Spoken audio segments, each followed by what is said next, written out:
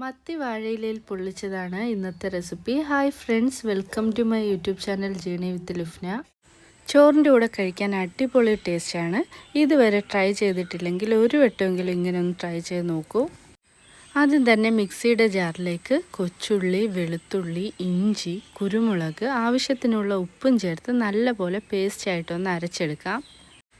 മത്തി വറക്കാൻ ആദ്യം തന്നെ 1 സ്പൂൺ മുളക് പൊടി, 1/4 ടീസ്പൂൺ മഞ്ഞൾപ്പൊടി, പിന്നെ ആവശ്യത്തിന് നമ്മൾ അരച്ചു വെച്ചിരിക്കുന്ന പേസ്റ്റും കൂടെ ചേർത്ത് നല്ലപോലെ ഒന്ന് മിക്സാക്കി എടുക്കാം. ക്ലീൻ ചെയ്ത് വെച്ചിരിക്കുന്ന മത്തിയിലേക്ക് ഈ അരപ്പ് നല്ലപോലെ ഒന്ന് തേച്ച് പിടിപ്പിക്കാം. മീനിൽ ഈ അരപ്പ് നല്ലപോലെ പിടിക്കാൻ വേണ്ടി ഒരു 10 മിനിറ്റ് മാറ്റി വയ്ക്കാം. അതിനുശേഷം ഒരു പാനിലേക്ക് എണ്ണ ഒഴിച്ച് എണ്ണ ചൂടാവുമ്പോഴത്തേക്ക് മത്തി ഒന്ന് വറുത്തെടുക്കാം.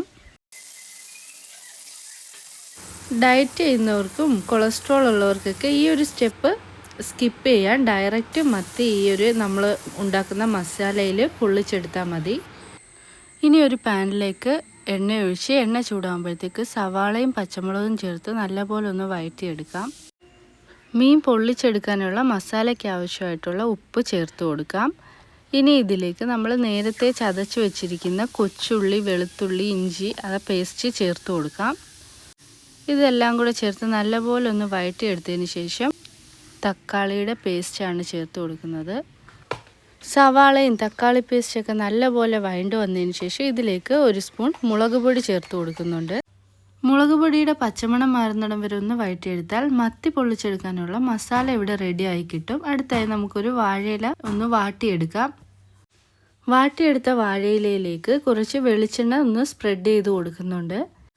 ഇനി ഇതിൻ്റെ മുകളിലേക്ക് നമുക്ക് മത്തി പൊള്ളിച്ചെടുക്കാനുള്ള മസാല ചേർത്ത് കൊടുക്കാം. എന്നിട്ട് ഓരോരോ മത്തിയായിട്ട് നമുക്ക് ഇതിൻ്റെ മുകളിൽ വെച്ച് കൊടുക്കാം. എന്നിട്ട് ഏറ്റവും ലാസ്റ്റ് നമുക്ക് വീണ്ടും ഈ ഒരു മസാല മത്തിയുടെ മുകളിൽ വെച്ച് കൊടുക്കാം. ഇനി ഇതിൻ്റെ മുകളിലേക്ക് ഒരു തക്കാളി അരിഞ്ഞതും ഒരു പച്ചമുളക് അരിഞ്ഞതും വെച്ച് കൊടുക്കുന്നുണ്ട്.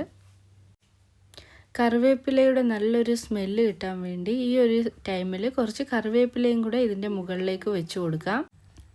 നമ്മുടെ ഈ ഒരു മത്തി പൊള്ളിച്ച് നല്ലൊരു സോഫ്റ്റായിട്ടും ക്രീമി ആയിട്ടും കിട്ടാൻ വേണ്ടി ഇതിൻ്റെ മുകളിലേക്ക് ഒരു 2-3 സ്പൂൺ തേങ്ങാപ്പാലും കൂടെ ഒഴിച്ചു കൊടുക്കുന്നുണ്ട്. പുളിയുടെ ഫ്ലേവർ ഇഷ്ടമുള്ളവർക്ക് ഈ ഒരു ടൈമിൽ കുറച്ച് പുളിവെള്ളം അല്ലെങ്കിൽ കുടംപുളി അരിഞ്ഞത് ചേർത്ത് കൊടുക്കാം. ഞാൻ ഇവിടെ പുളി ഉപയോഗിക്കുന്നില്ല.